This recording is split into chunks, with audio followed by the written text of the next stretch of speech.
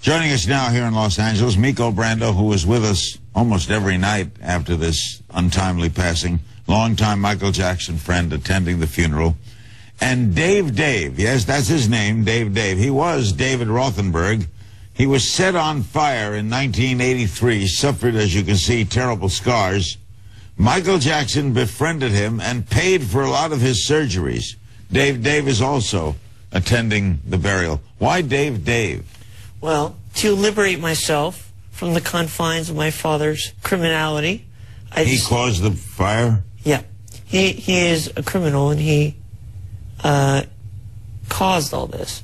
To free myself of his name and his legacy, I decided to become my own person through changing my name. We'll find out how Michael helped you, but Miko, is that a typical story of Michael helping people like this? Absolutely. When he would hear about stories of people in need or needed help, and when we watched the news together, he'd reach out to them, send them a basket, send them a note, get well, or whatever the incident would be, and he'd always reach out to people and help people. Even driving around town, he'd stop and help people. How did he find out about you, Dave?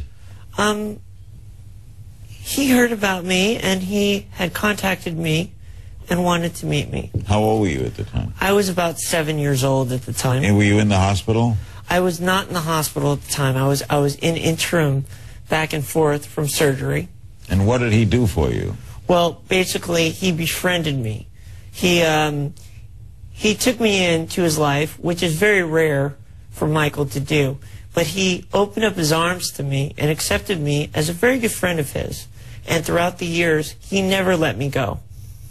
I believe that's the hearse carrying the body into Forest Lawn.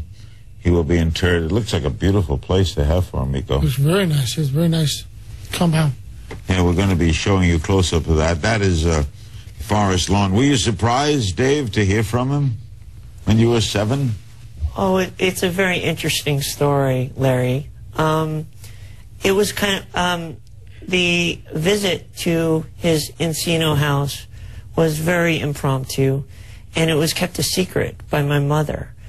And I had always been kind of a admirer of his, not a fan per se, but I always loved his music. And my mother surprised me one day and brought me up to Neverland. And I entered an arcade, and there were all these Paul McCartney records all over this, The Girl Is Mine, and, you know, this and that. And I remember sitting down, and at the time, my favorite video games, my favorite video game was Pole Position. And I was playing Pole Position, and I felt a little tap on my shoulder, and I turned around, and there was Michael. And you know what, Larry? What? At that moment, we embraced, and that embrace never ended throughout our whole entire friendship. Dave, what don't we know about him we should know? Well, I believe what people fail to realize is that Michael was a human being. Throughout the years, I think he was kind of stigmatized by the media, and I believe that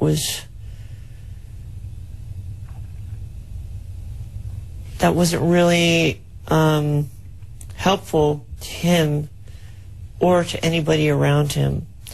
I believe that Michael was a great person. He has never hurt a soul, and I am happy to have been his friend for all these years and been a dedicated friend. Miko, how do you explain what Michael did for Dave? That's just the kind of human being he was. He's very loving, caring. He loved Dave from the day he met him. They became friends.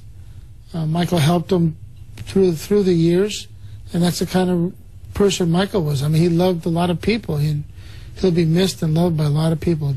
Did he pay for a lot of your medicals? Actually, he did not pay for my medical. My mother had great insurance at the time. So what did he do? Michael offered a lot of emotional support for me. He was there for me whenever I needed to talk to him. He opened up Neverland to me as a means to get away. He